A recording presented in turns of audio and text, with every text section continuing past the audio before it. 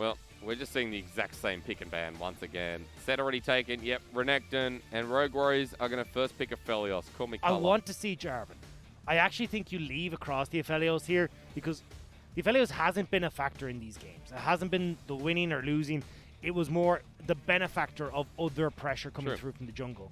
Now, with the Trundle still left up, maybe we just see Wei Yan decide, look, we need to prioritize this jungle pressure. Because last time around, it was a priority for Ruby's Azir. This Thresh came in the exact same position here for Lei. And pick and ban the exact same until... Yeah, we're back to Trundle here for Wei Yan. And I agree with this. We were just saying, hey, look, if you want to go with this, we need the jungle. We need them to be in a good shape. You get the Aphelios, you get the counter pick in the jungle regardless. And now, the only thing that's really pinched is potentially Ruby in the mid or your top lane. But either way, plenty of picks that are decent in this meta where you can blind pick them and get away with it. Well, I mean, they've got the most unique champions out of any mid laner. I think Doomby would be up there as well. So I mean, look, they're on ace at the moment. Maybe we added a 9th there in the last few games. I think Scout playing Zoe has added number 9, but Ruby's still on 8. So I think Scout wins this one, if we want to be super specific. Going through my notes. Where is he? Where are you, Scout? No, never mind. Forget it. We'll be here for years. The LeBlanc is one to ban away, though. As you know, with Ruby, that's one of his champions. But let's continue forward. Rogue Warriors ban away Fiora. They say, we're not dealing with that again. What a pain. Yeah, look, they don't want to deal with it, but it also says that Crazy's more than likely going for this Aatrox again. Wants to make sure there's no pesky duelist that can go up against them. And Rogue Warriors, potentially with that ban, have secured a strong top side for themselves. Well, you're about to find out, because it's definitely not going to be the Mordekaiser moving into that lane. Rogue Warriors still have the opportunity here to ban away Scout if they want. I'm really surprised to see the lack of priority in Gangplank in the LPL, because it's something that we don't see a huge amount. The only one that stands out to me is Gimgoon, who plays that very well. And I think when you're looking at the likes of Misfortune, the opposite side, something like this that really struggles in moving around because of the cannon barrage, this Gangplank works in that respect, but also gives you a strong top side to play around. And you know what? Seeing the Gangplank, 369, Zoom, and Gimgoon are the ones that play it. Now, 2 of those players are still in the LPL. This is a much larger discussion, but I agree. I mean, I still love the Gangplank with the ability to focus that bottom side, which seems to be so fickle at the moment in its boring laning phase. Aatrox being looked at here, though, dagged up. And that's the one that's left open here for Xiaoshan. Yeah, look, Gangplank does really well into this Aatrox. So right now, I think is the perfect time to call for it if we're going to see it come out from Crazy. But again, Crazy has been more of the engaged top laner for this team. We've seen him flash in aggressively, worked well in a bunch of different scenarios for team fights and getting onto the back line. Gangplank's not really that style of champion, so maybe in that respect, they're not comfortable with What it. about a Maokai up here? Yeah! Do you want to see a Maokai top, ladies and gentlemen? Well, you're probably not going to see it. Look, something like a cannon is available. You were talking GP. He must have heard you, but he's going to opt into the cannon anyway. Look, I'm glad he hovered it just to give me a little bit of a... Look, you get a little credit. You get a little star badge in this draft, but if the cannon works just as well, should be able to play this lane pretty far back, and then look again, we're talking about crazy big team fight impacts. Cannon is certainly that champion. 3rd game in a row, though. Scout is going to be picking up this Zoe. So similar compositions here, yet again, the best of both worlds for EDG, but a very different top lane, one that Crazy this time around I think is going to be a bit happier with. The only issue that I see with Rogue Warriors now is that they don't really have a definitive engage tool. You've got a hook coming in from Lei, maybe a pillar to slow people down, but realistically they need Crazy on a flank to join in and then find the back line. If they can get onto Hope or they can get onto Scout, this is going to look like a great scenario. If, however, EDG are just able to set up their team fight where they jump in with the Jarvan, bullet time over the top, Scout throws in a paddle star, EDG should be able to pick off these fights before that cannon can get in position. Yeah, really just burst them out so the fights don't go ahead at all. But when the side of Rogue Warriors, if they do get those fights, I mean, just like that, like Shurima Shuffle, Emperor's Divide, excuse me, slicing Maelstrom in there as well. Like, everything comes together so nicely. And I am glad to see Wei Yan back on this Trundle. I think the game 1 really defined him by it and made him look like a top-tier talent. So if it was the pick, we'll see. And hopefully we don't get that game 2. We get a competitive game 3 where it's not so one-sided either way. And I think this is the game where we will see that more evenly sided matchup. You do still have Trundle to stop the misfortune ult, which means that maybe that wombo combo isn't quite there. We talked about how difficult it might be for Crazy to get into the flanks with the cannon. This is where you really got to knuckle down and figure out all these different avenues of attack your opponent can make and make sure you're successfully defending it. I'm pretty impressed so far, though. One game apiece, EDG and Rogue Warriors both have those individual games to stand by. But for Rogue Warriors, this happened with Invictus Gaming as well. That one individual game that looked so damn good, and then falling by the wayside. Rogue Warriors vanished in that series and are currently sitting at 1-3. This could be theirs. They just need to rinse and repeat game one. And EDG, with their new roster, with their roster that's had to be built out of this global pandemic, we'll see if they can finally get another win here like they did over E-Stars. We get no Jayos, but we do get a game 3 in this series. Both these teams will be desperate for a win here. EDG sitting at 2-2 in the standings.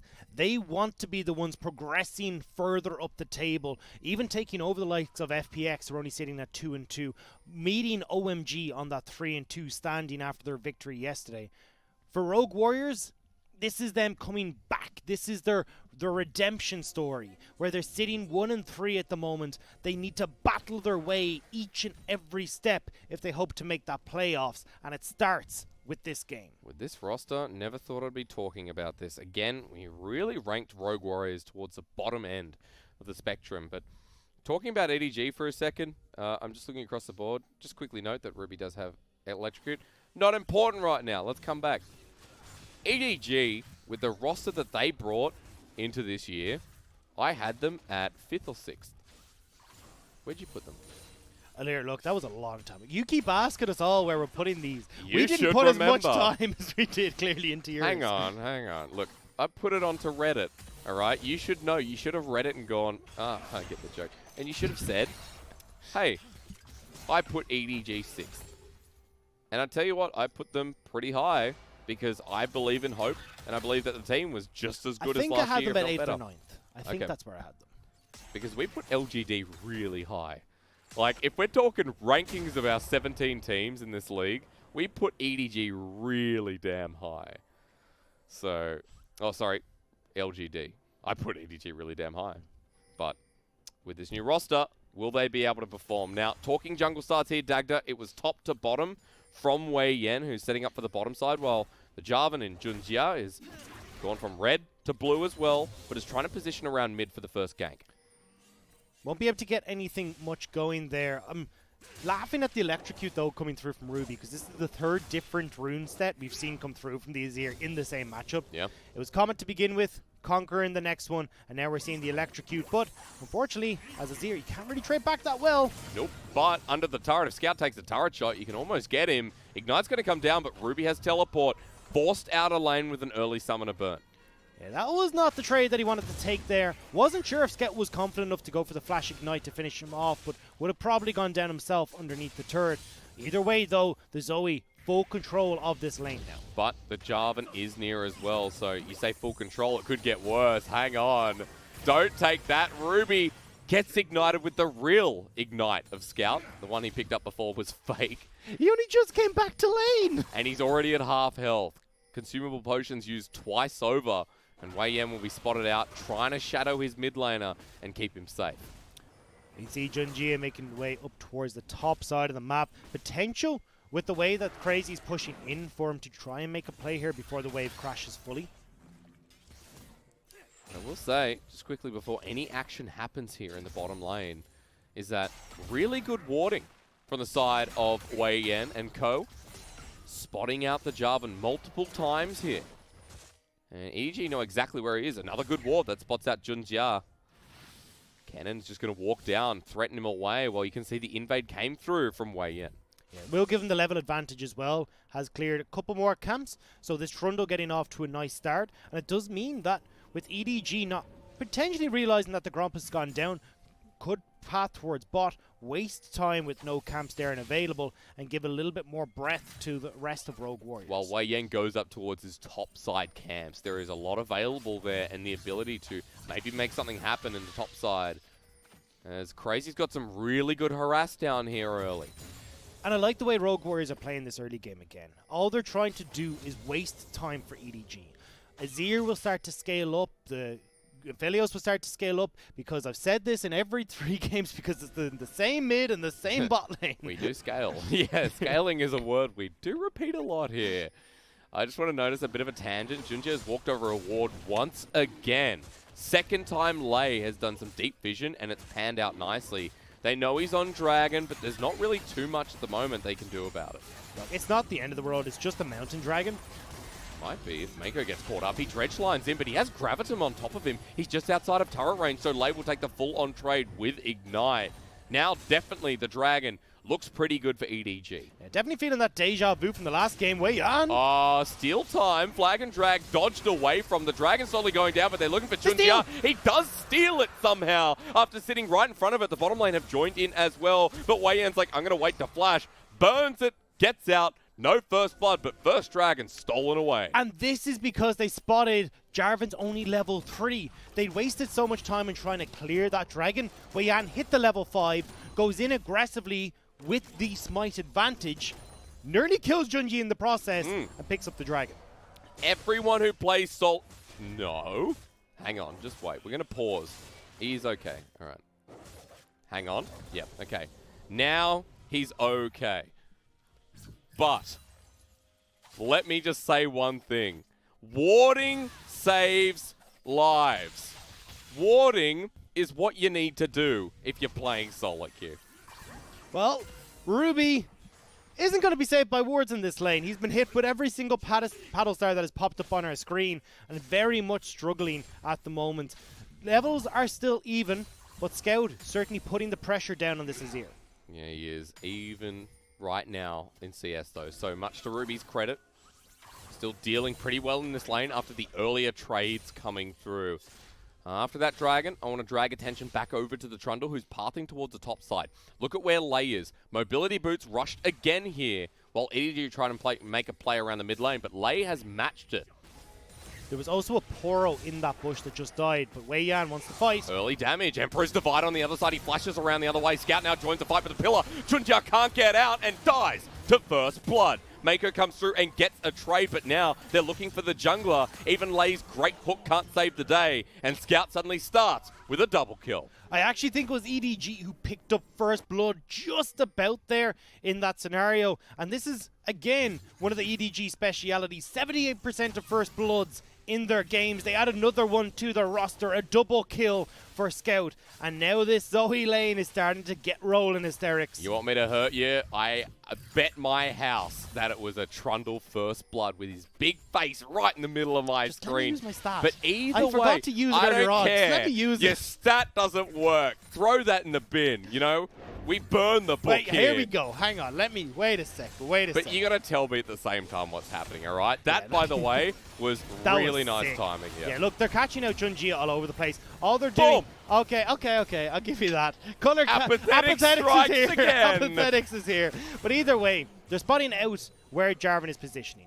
This is where they're looking to punish this greedy jungle path from Junjia, where he's looking for ganks. Wei Yan steals away the Gromp, means there's no camps on the bottom side for EDG to go for, forces the Jarvan onto the Dragon.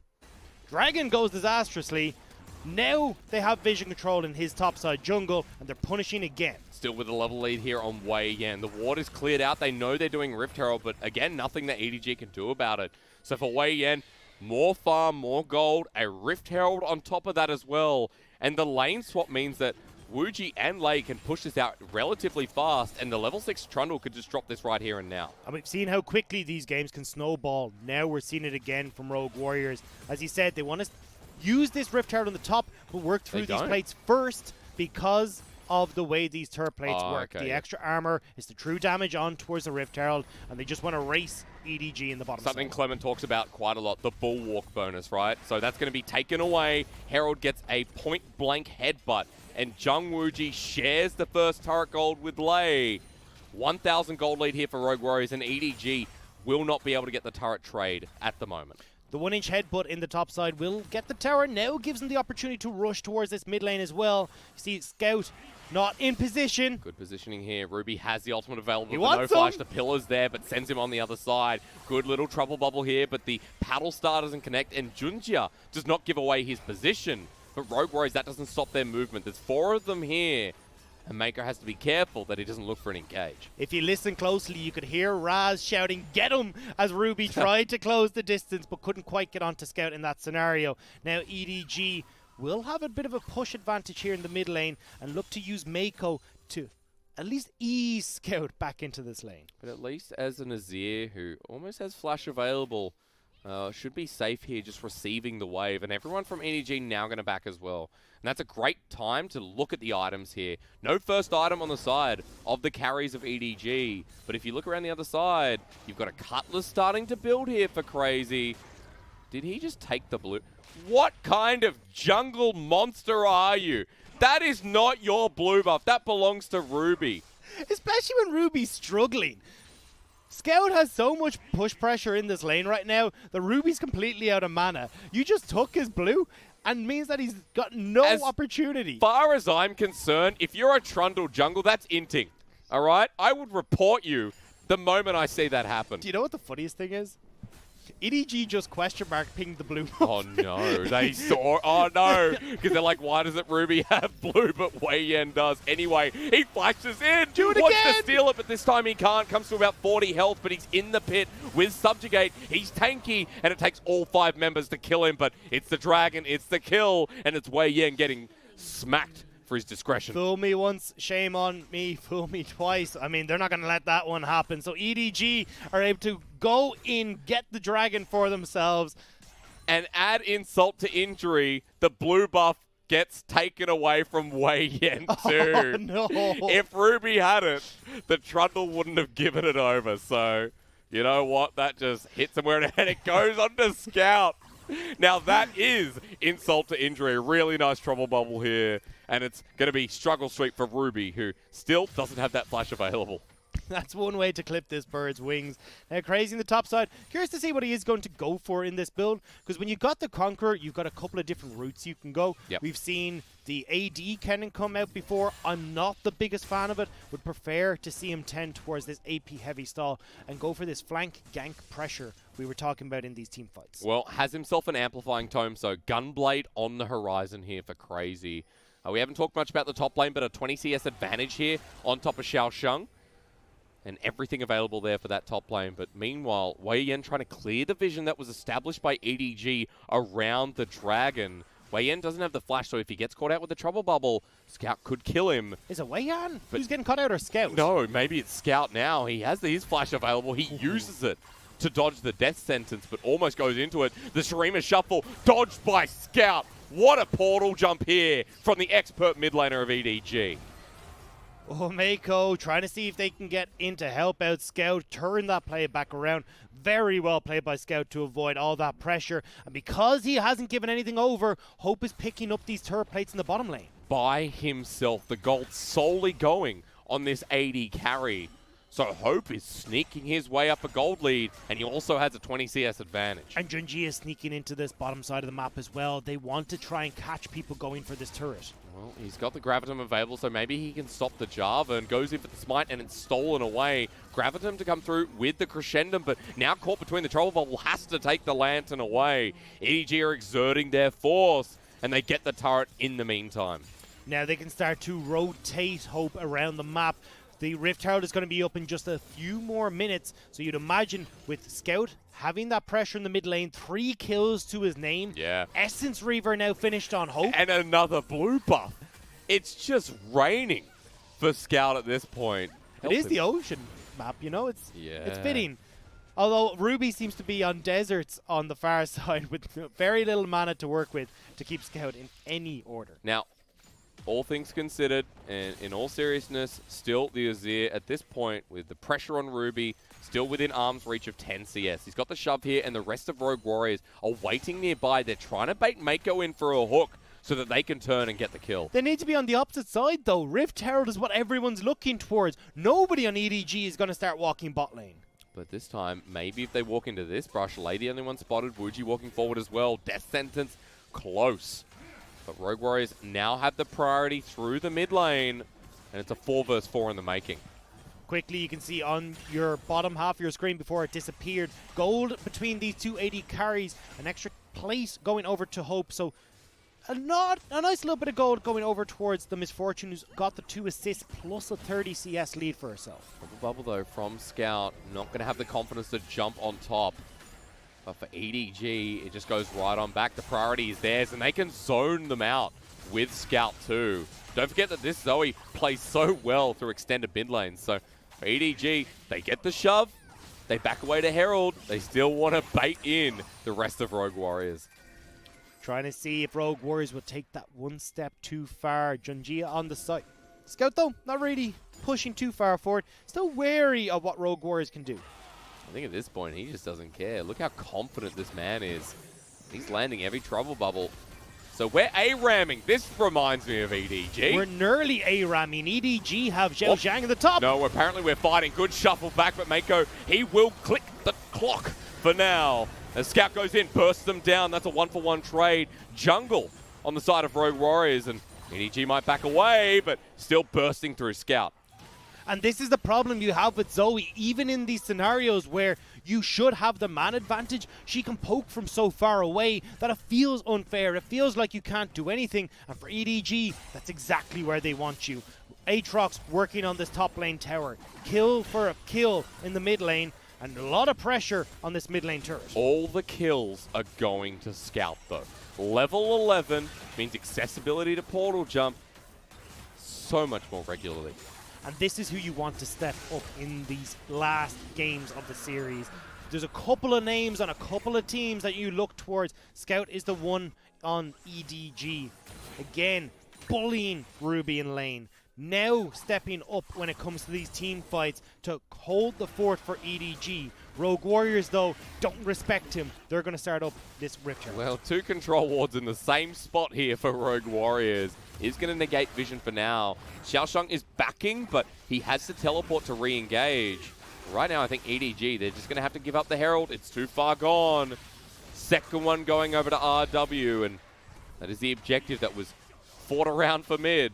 That finally goes over. And this is a pretty big win for Rogue Warriors, as long as they don't lose So mid. is this, though. So is this. The bullet time to come through and lay. Disintegrated. Zoe and Misfortune do a great job of cracking the whip. Ruby zoned out as he walks back into mid. They can't get the turret, but that kill means that EDG have the map to play with. And now you're forcing this Aphelios back. You've got your men coming back onto Summoner's Rift after the purchases. They can look to pick off this tower and anyone else who's underneath it. You can't walk towards this Ruby. Scout has bubble available. Wei Yan not going to tank it. That means it's the Azir. They jump in. They cataclysm down. Hope doesn't have ult, but he has the damage to take the turret and turn around. Paddlestar not going to connect, and Mako is going to survive with his life, but the objective's taken, and EDG have a firm grasp on that gold lead now. We have to see, though, what's going to happen with these backs coming through. Ruby's on the way home, looking to see where Wei Yan is going to position, because he still has that Rift Herald. It's about halfway done to a third at this point. Needs to get that out onto the map. I was just noticing here, to change topics, we are going to have a look at replay in the bottom left. Sometimes I don't know why we get the bottom left. Just bring it up, you know? Because we need to look. We haven't had... Crazy hasn't had his moment in the light. He had a moment in game 1, all right? You don't need to be selfish. And he's a split-pushing cannon. He's got the dueling gunblade. And right now, yes, he's got a bit of a lead over the solo lane of EDG. But Scout's so damn big that I think this game, I don't care. I take the CS discrepancy on my top laner by even 40 CS for the 5 kills on Scout. It's a big L Zoe. You can see working up towards... Next time, it looks like it might be a Spellbinder. Am I? No, that'll be one that will certainly hurt if any of these guys connect. That's true. That ain't avoid stuff, so... Spellbinder would be a lot of fun. Crazy, meanwhile, though, working his magic on this bottom lane turret. That's the power of the split-pushing cannon. That goes relatively quickly, gets a bit more solo gold, so I will start caring about this cannon if things keep going this way. Oh, Ruby, you're going to be holding dear life turret. to this tower. No, the minions, stay with me. Oh, they're autonomous. Okay. Ruby is in a whole pile of it. And meanwhile, Wei Yan is epically low. Rift Herald for a bit of pressure, but the bullet time with the depth charge. The full channel comes out. Ruby shoves him back into his own turret. Crazy comes through with the slicing Maelstrom. A 1-for-1 in that situation. Not too bad. And Crazy didn't sacrifice anything teleporting in. Nobody's pushing in this mid lane, though. You drop the Rift. Ruby or Lei even and Zhang Wuji move up to help out Ruby in the top side, which means they don't have anyone to help this charge. Yeah, that's right. So it gets a charge, and it's simply that. By the way, just want to point out, Scout, for some reason, has a teleport. So Zoe now has 3 summoners just about. Stupid. What's wrong with champion. A teleport? I love how tilted you are by this. You don't even play mid lane. And I know, but I do. I play Orianna and Zoe. And I'm now playing Aphelios. You know why? Because I need to experience how annoying these champions are. My Zoe's actually pretty good. Just self-proclaimed, by the way. Yeah. Okay, nice. Yeah. KDA doesn't actually represent it. No, KDA's just a number. But I'll tell you one thing. If I think it's good, you just have to trust me on that, all right? Okay, all right. Fantastic. I know Scouts, Zoe is good. I know that this game, people will be talking about Scout Zoe.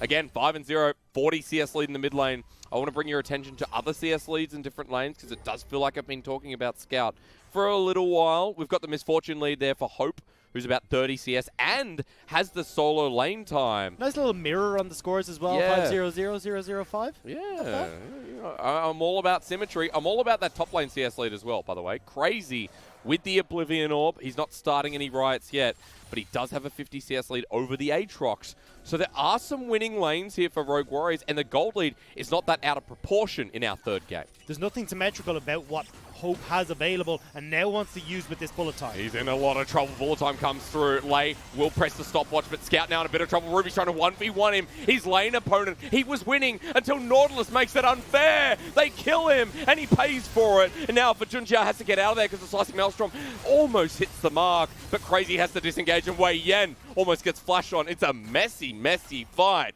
A 1-for-1, a 1-for-0 towards EDG. And somehow Ruby's the only one that went down in that situation.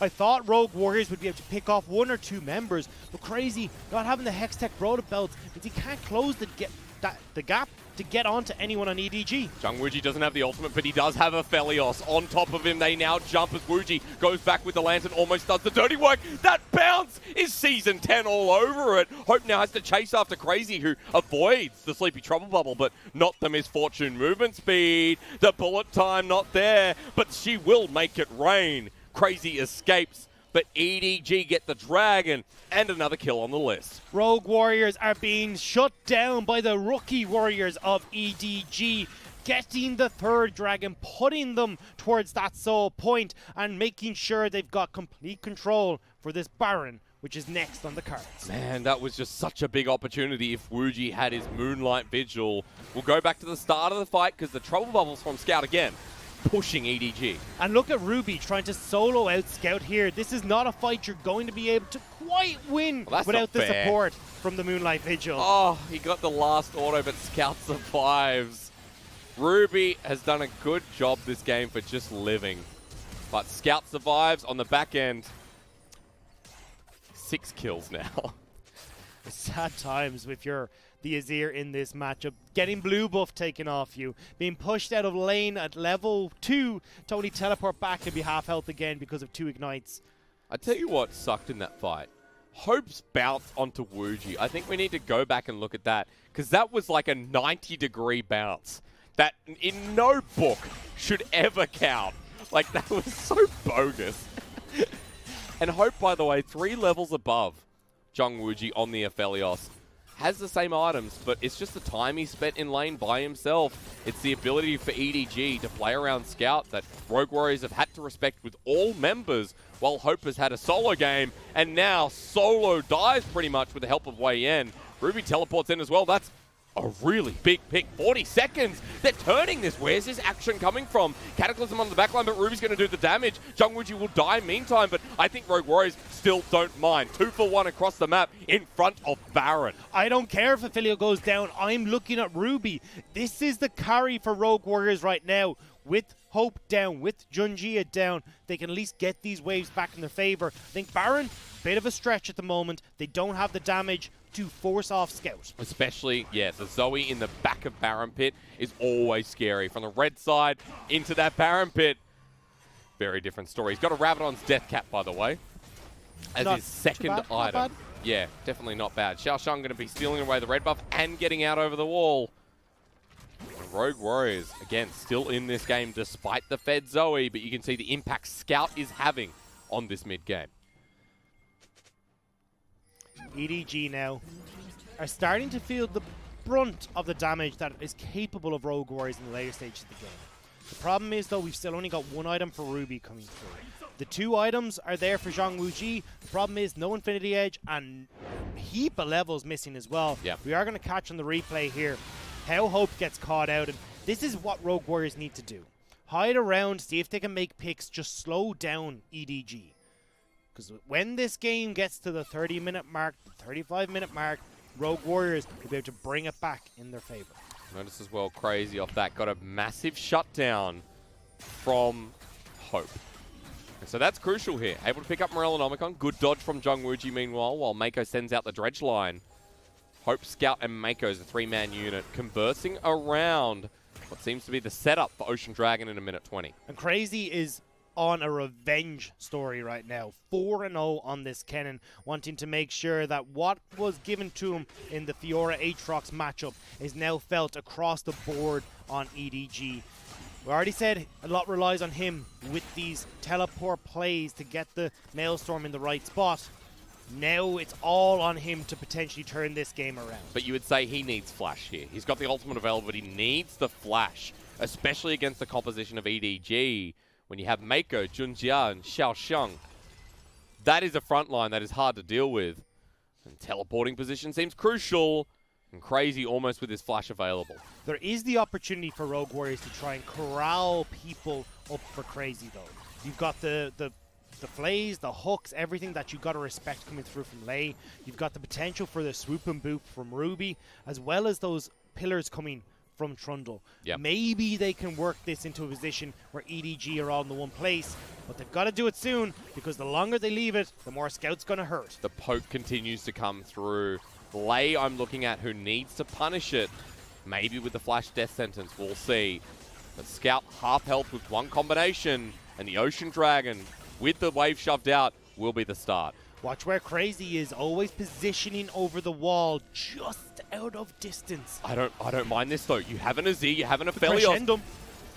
Baron for Ocean Soul. They know this is now going down, though. EDG have realized their mistake, but they need Hope. Hope can't stay on Dragon. Yeah, that's right. Still doing it, though. He doesn't care. They want Ocean Soul, and they want to take the fight. It will be successful in getting it, but Stone Plate to start the fight off on Mako. He's buying time. Onto the backline now. Xiaoshang comes up with a cannon ult. Only hits one. Junjiao will go down with Baron secured, but for EDG, it looked like they were okay to take that trade. Baron is still there. Now True, they started true. up once again, so they pushed them back. Still the Crescendum available for Zhang Wuji, now swapped over to the Sephiroth. Then this looks like it could definitely be worth for EDG as Lei gets burst down, flashes away, Hope's still here, but Mako finally burns. The bullet time only zones, and Rogue Warriors are walking away with no Baron in hand. So to correct my point for EDG, even losing two for the Ocean Soul, they might call that worth. It's a hard call to make. Ocean will help them out, but it feels like if you're already in a position where you've been dove on in this composition, Ocean Soul might be too late. Zhang Wuji trying to put the damage down, but you're really feeling those 3 levels that are missing. We're going to get a taste of it at least in this next upcoming fight. And since Baron is still there, if EDG get that full 5-on-5, then at this point I start fearing for Rogue Warriors' chances in this series. Only a 1k gold lead here for EDG on the red side. And Junjia is just resetting vision here, looking to see what he can make happen. I think Crazy made a mistake in that fight, though. I think auto-attacking Mako and giving away his position was the wrong decision. I think if you're playing this Kennen, that sneak attack is so much better for the mouse than anything else. So if you're able to get on, if you can move EDG into position where you can actually get that big engage off, it'll mean so much more to Rogue Warriors. Now, though, we're looking at items above board being completed for Rogue Warriors, potentially being enough for them to carry these fights. Well, we've got a BF sword, we've got a Cloak of Agility, IE on its way. I think Jungwooji, that's going to be the most influential item here in this next engage. The ability to crit and burst out before anyone from EDG can get that Ocean Soul off. Shove still here in the mid wave. EDG relying on Scout to help clear it with Hope. Crazy spotted, knows he's into the Aatrox on that bottom side. EDG back away. Problem is, Junjia is very tanky at this point, even without a stone plate available. Mako pushing in with the rest of EDG, and this is what Scout does. Lei walks into it. The Flay's not going to do anything. Ruby dodging away from the trouble bubble as well. Xiaoshang caught out here, has to flash away. Crazy ulting for one target means no. We could just get Baron as EDG. And how do you try and control this push? Even if they don't go for Baron, they can look to poke over the walls. No one to deal with Scout. Rogue Warriors have lost this inner turret. Hope just walks forward, takes it. Priority over mid and priority towards that pit. Vision getting cleared out with it as well. And Rogue Warriors could have made the biggest mistake of the game. The good news for Rogue Warriors is that EDG don't do this Baron particularly quickly. So there's the potential for them to try and slow this down, use the blue trinkets that they have to spot it out, and not actually move into a position where Scout can pick them off. Still surprised we're at this point. I mean, we did ask for a competitive Game 3. We got it. And each Game 1, Game 2 respectively was one-sided. And we're at a point where one play could really define who wins this series. Both Rogue Warriors and EDG, let's just remind you, Rogue Warriors are sitting at 1-3 with a series win over Suning. And that's it. They took IG to Game 3, but apart from that, not too good. And now they're trying to end it here, but it's not on Rogue Warriors' side. Wei Yen gets caught out, has to pop the stone plate to subjugate and flash away. And that's the go signal. EDG realize now we can turn towards the Baron. Jungler low, although that Maelstrom is going to be up in just a few moments for Crazy. Flash teleport with it too. Crazy almost level 16, but he's pathing upwards. It's still a 5 versus 5. Wei Yen coming out of base now. Ruby locked up by the trouble bubble. Can he start to pick these members off? You can see EDG, just the threat of Rogue Warriors approaching, pushes them off. But it is trying to pick people off. Well, Wuji has heal and flash available. Wei Yen's like, is he coming? Is he coming? Scout is still the biggest deal on this map. And these troll bubbles stop landing them. Scout in position now as well. Here comes the paddle style. Gucci has to flash away. And the Flay does okay, but Lei's dead. And Scout jumps forward. A double kill for the carry of EDG. 2 members dead, Baron alive. And every time, Scout is picking off members from way down in the back. EDG will pick up the Baron. They've picked up the Ocean Soul. Elder Dragon is in a minute. And regardless of how competitive this game has seemed, it looks like EDG have got Rogue Warriors number. Well, Game 2 was Xiaoshang's time to shine. Game 3 is back to the roots in Scout. This mid laner, who people would know once upon a time studied under the roots of Faker. Many years later, he's still got it. And he might have had EDG's Game 3 win on a platter with Baron now in hand. The better SKT understudy will win out in this one, it looks like. Scout versus Crazy. Crazy trying their best to be the carry on this Kennen, but the Maelstorms have not been on point. Potentially one last fight to turn it around for Rogue Warriors. But remember, the Ocean Soul is going to be massive here. And to kill EDG is going to rely on a miracle ult combo. I like that. Between Crazy and Ruby with the Moonlight Vigil on top. Execution, everything here, and Lei may have done it. Here comes the Flay on top of Mako. He's forced to flash away, but remember, Stoneplate is almost available. Scout comes in, misses the trouble bubble, and the full 5-on-5 will have to wait. Dragons here, reset or recharge. Subjugate was used by Wei Yan, though. They wanted to burst down this Nautilus. They weren't able to do so, so now they're relying pretty much solely on either a big ultimate coming through from the Aphelios or the Kennen. But let's look at his items that he has. Calibrum, he has Crescendum. He needs the Infernum, he needs the Sephirum, and Infernum's now available. Scout looking for the pick. Crazy caught out here a little bit. Uses the Gunblade, but the level 16 Kennen still has his ulti and flash. Scout trying to poke over these walls. Rogue Warriors, the longer you stay in this jungle, the more opportunity you have for one of those paddle stars to hit. They can just do it. They can just push mid. Look at the positioning here of Rogue Warriors. EDG can just push down the mid lane and look for the inhibitor turret. Baron is still up for another minute. These Oh my minions are going to die god, Scout quick. is 1v2ing Lay at half health once again. Inhibitor's going to be opened here, and EDG are making Rogue Warriors run back, but in the positioning chaos, here comes Xiaosheng. The trouble bubble onto the AD carry has done everything World Ender to make him go a little bit gold on the side. Xiaosheng ignited, but Crazy's here, gets the solo kill. The cannon strikes back, while the rest of EDG say, screw it, let's get the inhibitor. The sides of the map have been reversed here. EDG, they're calling different directions. Some are going for Dragon, some are going for the base. Yeah, what are they doing? The backs need to come through. Zhong Wuji is going to stop it here for now. Wei Yan with the help of the defense too. So Hope tried to be frisky with it, but the game goes on. Did force Rogue Warriors on the recall, though, to get back into position.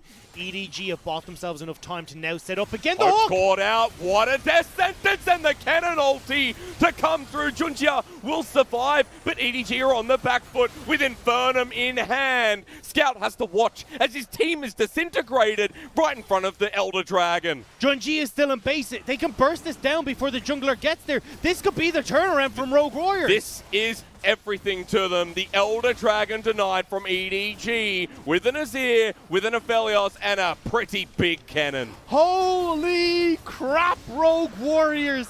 When we tried to knock them out, the hook from Lay, the setup for Crazy, and they ripped through health bars on EDG. And now with Elder Dragon, how much can they get? 20 seconds till Hope comes up and available. Baron's not there. The fight for Rogue Warriors evened out against the Ocean Soul, and the gold only 3,000 at 35 minutes. Now, at this point, we're waiting for that one team fight. A lot of structures to be taken here from Rogue Warriors. That's the only downside. But Rogue Warriors know that this is on a knife's edge, because if they lose that fight, even with Elder, then EDG will run it down mid and win the game. Rogue Warriors can take these structures incredibly quickly, though. Once they get the waves there, you've got the Aphelios, who we've seen before. Ruby does an incredibly good job as well. The problem that they're having, though, is because the onslaught from EDG has been going on for so long, they've got to be on wave clear duties in the side lanes. So this buff is not going to last very long. Teleport through the mid lane. In comes Ruby, the Azir, ready to part ways with Shurima. In through the mid lane turret, they're looking to poke them down. Actually, both teams doing the same thing. Trying to threaten, but Rogue Warriors really trying to get into that fight. It's hard for Rogue Warriors to approach this. Without the Baron, Scout can clear out these waves pretty quickly. Hope could even throw down the bullet time just to dissuade this push. Okay, waves going pretty quickly here from Rogue Warriors' side as well. Finally, the turret is hit hard, and EDG have to respect the damage. Looking for a hook from Lay. Bullet time to clear the wave. There's no Baron buff on the side of Rogue Warriors, so it goes down instantly. Now they've set up base in this mid lane, trying to wait for this next wave to waddle its way in towards the mid. They need to be careful though. Scouts still looking for these paddle stars. Look at where Crazy is though. A flank off on the side with the Azir turret. That means they have a choke in between two standing objectives. But spotted out by a ward here. EDG pushed off yet another turret. 18 seconds left. Rogue Warriors are going to back away. They know they can't keep pushing for this mid lane. And maybe, just maybe, EDG, this is the goal pudding. But look this is the time. Look at the overlapping time here, Dagda. Baron is spawning soon towards the end of the Elder. EDG are resetting for now, but Rogue Warriors are still looking for the pick. Lay not going to find the death sentence onto Junjia as he runs away, but pings are going down from Rogue Warriors around this pit. It's coming up in under 20 seconds. Crescendum and Infernum is available for Zhang Wuji. The Rogue Warriors AD carry can burst it alone, but imagine this is Zir in the back line as well. One face check, one moment that brings this game to a halt. EDG Mako might be caught out. The stun's going to come through from Kennen. The bullet time to save his life and the stone plate. With the help of the Ocean Dragon, that might keep him healthy, but that's a big burn down. It's not only the Gargo stone plate, it's the bullet time from Hope. They use nothing from Rogue Warriors. Now you've got to try and approach this pit. Scout, you need to make the magic happen. This Zoe needs to find the pick. The trouble bubble to land. This time it does not. Rogue Warriors have crazy around the side, but look at where EDG are. If they choose to pull the trigger while this Baron's being started, they could run it down mid, but they want to take the fight instead. They need to try and stop this Baron. Wow. The recalls would come in too quick. Scout on the side. Double Aphelios turret does some damage over to Mako. Trouble level lands into the pit. It's secured here by Rogue Warriors. They turn for the fight. Onto Junjia, he's pulled back, has to flush away, but we disengage. Mid lane in a track here for EDG, but it's so dangerous with Baron. Rogue Warriors have enhanced recalls. Yeah, the enhanced recalls are going to be too quick to get them back in there. Now they've got Baron for 244, and you were talking about this overlap in timers. This is going to happen again. Baron buff will be up as the Elder Dragon spawns. I hope my boys in the chat, we got that Monka W coming. Scout 8-0, by the way. Void Staff picked up. Also has a stopwatch in his back pocket, level 17. Ruby's caught up 3 items of himself. GA now available for Jung Wooji. We've got 3 items on the top lane cannon with a needlessly large rod and stopwatch. We're preparing for the last fight. There is nothing needless about any of these items. Every little bit of damage is going to count in these scenarios. Rogue Warriors beelining to catch that wave in the top side, start knocking down these inner structures. Remember, only 5 to 6 minutes ago, there was still a mid lane outer. EDG were riding on top of the world, but that's when the 35-minute hit. That's when these items started to come in for Rogue Warriors, and EDG were tossed to the wayside. They challenge Invictus Gaming. Now, EDG are on the cusp of the same situation, but this time Rogue Warriors are in a much better position. Towards the top lane turret with Baron, the poke comes through with triple gravitum. The threat and the hook that comes in as well pops Stone Plate. Scout does a bit of damage on the back end, but because no Stone Plate on Jarvan, Rogue Warriors get another advantage. Crazy hasn't been able to push this wave fast enough either. Scout's doing a good job of clearing them out. So it means this disjointed wave management, Rogue Warriors can't get the top lane turret. They can't crack open that inhibitor to put pressure for the Elder Dragon. Also means that EDG are able to push out and head towards warding this next Elder Dragon. Number 2, by the way. And Rogue Warriors setting up for that win condition. Look at the pick trying to be set up here. Lei looks for a hook, has to flash away. Cataclysm lands, and so does the Trouble Bubble. Meanwhile, on the top side, look at Wei Yen trying to dissuade Hope and Mako, and Lei will survive. The most crucial thing is that Lei doesn't get caught out because he needs to get the hook. Where are the wards? Crazy's just backed. He's looking for a teleport. If he can get in behind EDG, this could spell disaster for the new EDG lineup. Oh, Scout trying so damn hard to find that pick. We're at 41 minutes. This game is insane. EDG still pathing around. Vision is everything. That Trouble Bubble lands onto Lei, but Scout will not find a follow-up dredge line. So damn close too. This Elder has been stopped and started so many times by Xiao Xiang. Scout doesn't miss onto Ruby. The Ignite dropped down. He thought he could burst him, and he would have. But the Paddle Star was a bit to the left. Connection is not there. Now you can see Rogue Warriors trying to see if they can keep these waves in control towards the mid lane. Dredge line onto the jungler. Scout tries to get through to Jung Wooji, but he kites away. Meanwhile, look at the Felos hitting around, but Lei is dead. The Moonlight Vigil doesn't connect, but Junjia will go down. A 1-for-1 trade support for jungle. And that's it for now. Lei managed to get the hook onto Scout in the backline. He couldn't Another commit. Trouble Bubble lands here from Scout. He can't get the poke down either, though. Ocean Dragon coming into fruition. Hope tries to poke them out, but Rogue Warriors, they're not committing to Elder. They're like, hey, we gotta go mid. EDG don't do objectives quickly. They can't contest onto the Elder Dragon. They're going to lose their base if they try to take it. They've got really slow back timings as well. So with Crazy, with Ruby, with Jung Wooji, they're onto the inhibitor. They're pushing this, but the flank is coming through.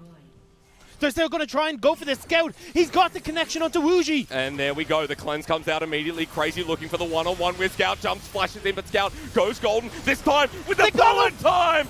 In come EDG. Ruby has hit the blast cone, but Hope tries to carry this fight back. The Aatrox gets reset and is onto the Aphelios, but Season 10 says no. Rogue Warriors left with 3. Lei is moving up towards this mid lane, though he needs to get over here to help Zhang Wuji. This AD carry is in so much trouble. He has Severum though. Severum and Infernum. Slowed on down. The Aatrox looks for the knockup. Finds him at Lei. You hero Hope. He flashes over. He's like, where did he go? The magic trick comes in full success for Rogue Warriors. They make the mid inhibitor disappear. Zhang Wuji disappears, but it's still this Elder Dragon on the cards. The big objective is not gone yet. When Ruby comes alive, 25 seconds, he has teleport. Can they delay this long enough? The longest 25 seconds ever. I don't think they can. This is going down too fast. Zhang Wuji moving into position. Crazy doesn't have the ultimate or the flash available. 5k. Zhang Wuji running in. He gets knocked up by Junjia Xiaoshang. Turning for the fight. He has World Ender once again. The pull of time. Lay it on top. And Lei even gets hit by Hope too. A great death sentence onto Junjia as Wuji kites his way back and heals up. But there's no the teleport. There's the teleport. Ruby's made it to the fight. 4,000 on the Dragon. They're hitting it hard. Wei Yan's right there, right in front of it. All they need to do is hit it. He gets stunned up. And the Shurima shuffle with the Elder. They blow them to pieces.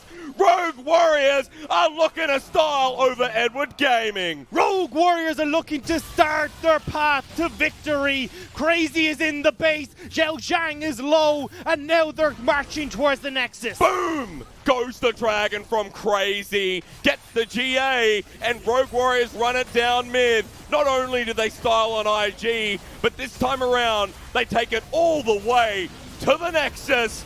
Rogue Warriors are the young warriors and the young blood in the LPL. No pesky Tam Kenches this time around. No hope for EDG to bring it back. When it got to the late game, that's where Rogue Warriors were strongest, and that's where Rogue Warriors bring it back. Woo! EDG and Rogue Warriors, let me just say one thing. A series that I didn't expect to be that bloody exciting, but it hit the... covered with makeup now. Not a bad way to end the first series of the day, huh? That's what I like to see. That's what I wanted to... And it sets us up so well. This is, as you said, first series of the day. We still got one more to go, but look at that on your screen. Scout really tried to bring that across the line, and he almost did. Props to Lei for the hook that set Rogue Warriors up for success. And for the last fight where Ruby is that Korean mid laner we did not expect. No, and especially when Zhang Wuji, yes, fell to the wayside early, was able to bring it back, but Ruby was the big carry. He held the mid game together for Rogue Warriors long enough for them to find the victory when it got to the late game objectives. Aphelios and Azir, I think these two as a pairing, you just get towards that 40-minute mark, and it's undeniable that if they're in the right position at the right time, really nothing can go wrong. No, there was zero that could go... Well, let's take that back. There was a lot that could have gone wrong that game, but they did manage to navigate it correctly. And what a series from both of these teams. Now Rogue Warriors adding their second win. That cannot be understated enough. This team is looking to rise through the ranks with plays like this. Yeah, and on new players as well. Let's not forget that Rogue Warriors, this we constantly say, is that like people like Wei Yan, no expectations. A jungler that could not find his path in 2019. This time around, I mean, Trundle is his pick. Olaf is his pick. Certain picks where he really excels. And he's the only one that's brought out this Trundle into Jarvan, and look how well it looked. Even when you're not seeing these super tanks like the Ornn or the Sets in the top lanes that are picking up all these extra stats, he's still looking fantastic on this pick. Finding the disruptions with the pillars for the hope on the misfortune. Wei Yan stood up and was recognized in this game. I'm curious as to who we're going to give MVP to on Rogue Warriors' side, because it's not like the LCK, we don't get to vote. We sit here and listen and wait for who it gets given to. Crazy had good time in the side lane. Some impactful ults. Wasn't the greatest team fighting Kennen we've ever seen. But Ruby on Azir, I have to say, even if he just wants to narrow his champion pool, it's fine by me any day. And this was such a strange series to watch because there was very little changing when you look to the bottom half of the map. Yep. Thresh, Nautilus, Misfortune, Aphelios. You got the Azir and into the Zoe matchup over and over. It was that top, the jungle, and that was all that changed in this game. That was what made the difference from series to series. And I love to see how everyone went back and forth. We saw great performances from Zhao Zhang on this Fiora. Then to turn it around for Crazy to bring it back on the Kennen, being 4-0, 5-0 on this pick. Overall, both teams showing how capable they are. I think Xiaoshang, even in that last game on Aatrox, I mean, through team fighting, that was looking pretty grim for Rogue Warriors at one point. EDG had the numbers advantage. We moved towards that dragon. And then suddenly, Wei Yan is there. Azir gets the teleport off just in time. And it turns from a Smite fight into Smite dominance from Rogue Warriors jungle. And he always had a lead. I mean, we go back to that game where the Jarvan was behind in levels earlier on. We talked about how Trundle was 2 levels up and how he had been farming. He had been having focus towards his camps rather than trying to push it to the limit like Junjia. And this comes down to so many small things. Like you were talking about that Jarvan being behind. But remember, Jarvan was the one in this game who's controlling the dragons. Wei Yan got in and smited one of them away to flash out. That crucially delayed that Elder, delayed that Soul to that little bit later.